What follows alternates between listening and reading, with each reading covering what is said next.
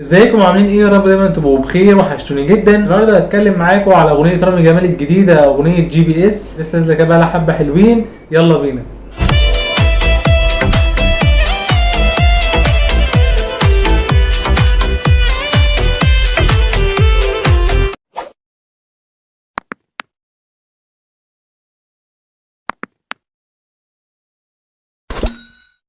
اغنيه رامي جمال الجديده اغنيه جي بي اس، الاغنيه هي من كلمات محمود طلعت ومن الحان احمد العدل ومن توزيع الهام دهيمه واحمد حسام. هي من الاغاني اللي رامي جمال عاملها مقسوم، اغنيه خفيفه، اغنيه لايت. شايف ان هي من الاغاني اللي ممكن تتصنف رامي جمال من الاغاني الدلع والغزل اللي كل الفنانين بقالهم فتره الحقيقه معودين عليها. انا شايف ان الاغنيه كان اقوى حاجه فيها بالنسبه لي كان التوزيع كان مشترك ما بين الهام دهيمه وما بين احمد حسام. التوزيع كان كيفني جدا، كنت مبسوط جدا وانا بسمعه. كان توزيع وكان مقسوم وتقيل على اصوله، يعني شايف ان التوزيع كان قوي جدا في الاغنيه ككلمات كانت روشه وكانت كلها دلع، وكان من الاغاني اللي شايف ان هي برضو مختلفه شويه عن رامي جمال من حيث الكلمات، من حيث المفردات. الموضوع نفسه في الاغنيه اتكرر كتير وسمعت زيه كتير، مش شايف ان في جديد بصراحه بالنسبه للموضوع نفسه. بالنسبه للالحان كانت من احمد العدل من الملحنين الكبار جدا، ده تعاون كويس جدا ما بينه وبين رامي جمال. اللحن كان معمول بشكل كويس قوي،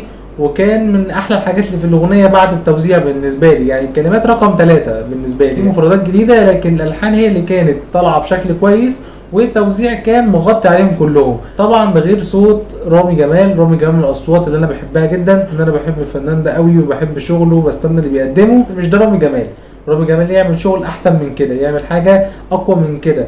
شايف ان رامي جمال يشتغل على اغاني الدراما كويس. اخر اغنيه كانت لحظه بعادك، كانت من الاغاني القويه رامي جمال وعملت شغل كبير، وكل الناس كانت بتسمعها وكانت عامله حاله مش طبيعيه عند الناس. انا شايف ان رامي جمال يرجع تاني للدراما.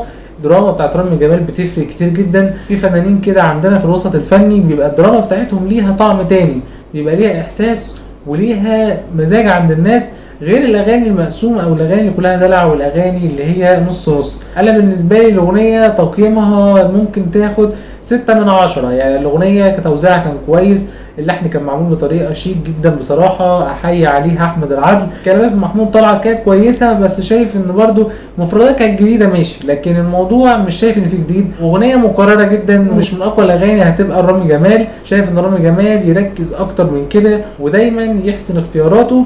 ان رامي جمال صوت تقيل جدا واختياراته دايما بتبقى ممتازه، دايما بيعمل اغاني بتبقى علامه وبتبقى ناجحه بشكل كبير.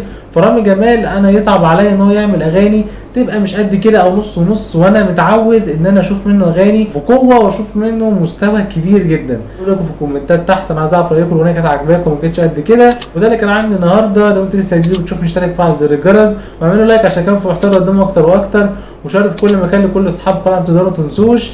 اشوفكم ان شاء الله على خير فيديو جديد. شكرا.